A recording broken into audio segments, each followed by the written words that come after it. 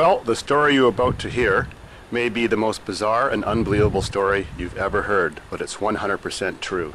This is a story about how cheap I really am, and how, well, now I'm rich. A long time ago, I was in high school.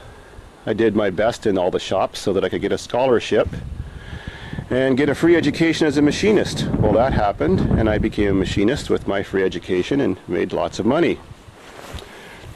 I saved lots of money and lived with my parents until I was 23 years old, and my father kicked me out because he's an asshole. But by then I had saved enough money to put a down payment on my home and buy my first home in a nice neighborhood where I'm still living. And I also had enough money left over for down payment on my farm, which I bought 3 years later. I already had my car paid for. The only thing I needed was a wife. Well, it didn't take a single guy with a nice home and a nice car along to get a wife. So I had one of those within a year and a kid on the way. But when I bought this farm, it was just a cow field. It was green grass everywhere. There was no driveway. I wish there was no wind. There was nothing. There was just a gate, no hydro, no water, no driveway. There was the forest at the back and the gravel pit over those hills that I fell in love with. Well, because I was cheap, the piece of land with nothing on it was certainly cheaper than a piece of land that was already done up. So I bought myself an old bulldozer and fixed it up because I was too cheap to pay someone else to help me out and make some driveways. An old backhoe tractor, dig holes, scoop gravel. An old 427 dump truck. And also a really old Alice Chalmers 1963 front end loader to pull out trees, move stumps, and pick up the big rocks that were in the way. Of course, one day my loader broke down and the motor needed a head gasket because it used to be diesel. So I was too cheap to fix it. So I had a good handy 305 V8 Monte Carlo engine laying around at 30,000 kilometers, so I put that in. It didn't cost anything. I actually love it more now. It works great. Since my farm is 30 kilometers north of where I live, which is 20 miles, I was so cheap it used to bug me how much gas it cost to go there and back whenever I went there. I go there often.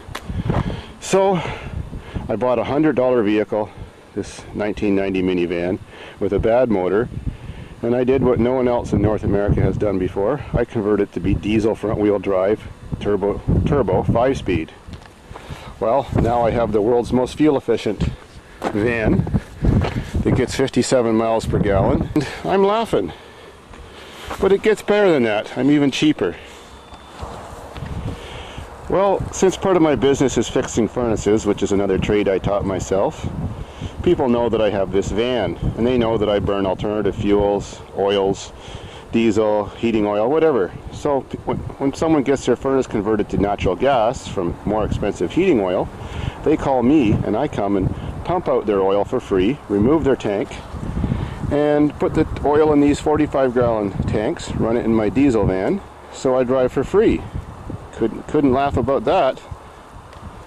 And there's a couple of those oil tanks that I recovered. To drive for free, you have to maintain your vehicle for free. So I accept free donations. So I can use all their parts for free to fix my vehicles.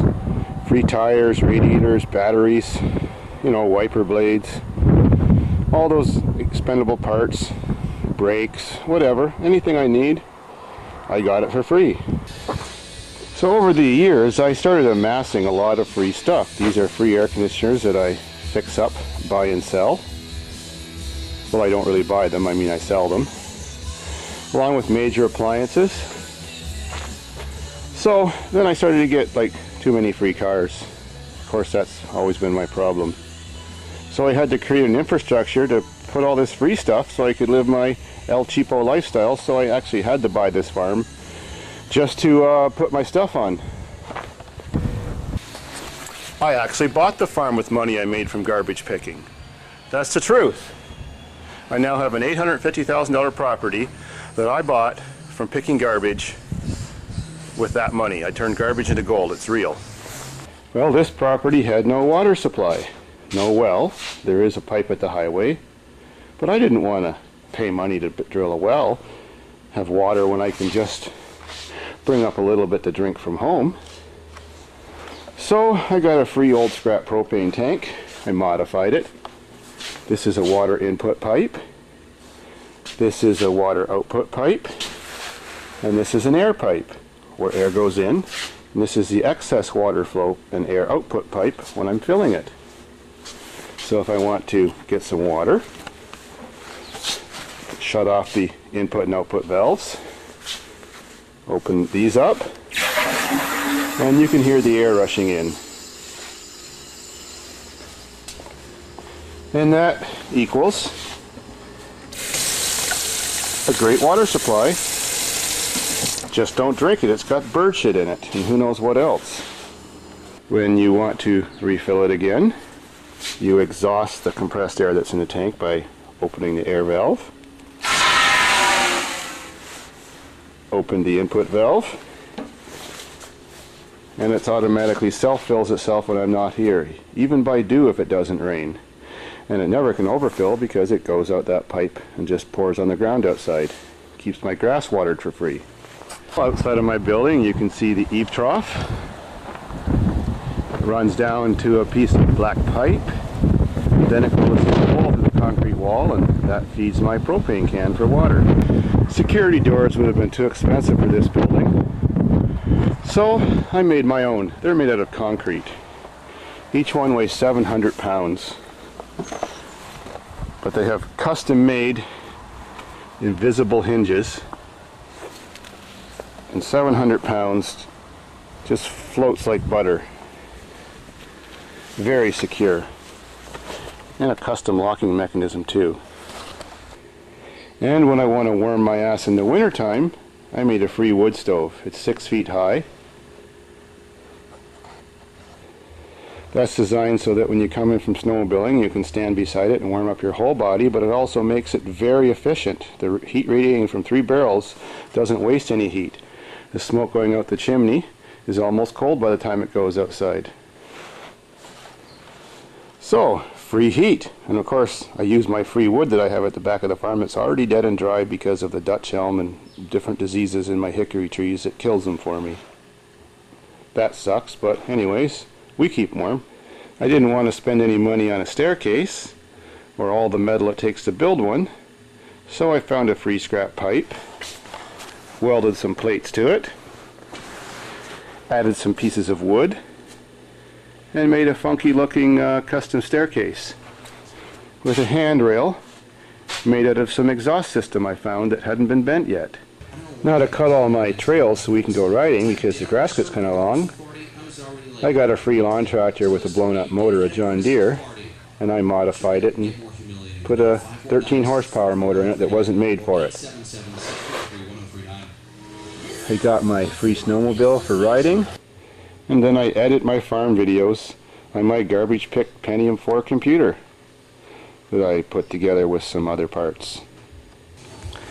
Well, with all this free stuff and space out here, I started sharing it with my friends. And so they have some of their toys here too.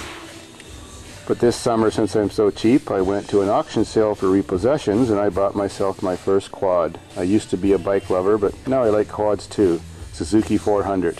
Got it for half of the retail price, being a repo. I love saving money. Because I'm cheap, I buy myself buck a bottle beer. Well, that's cheap for Canada because you can't buy cheaper than buck a bottle.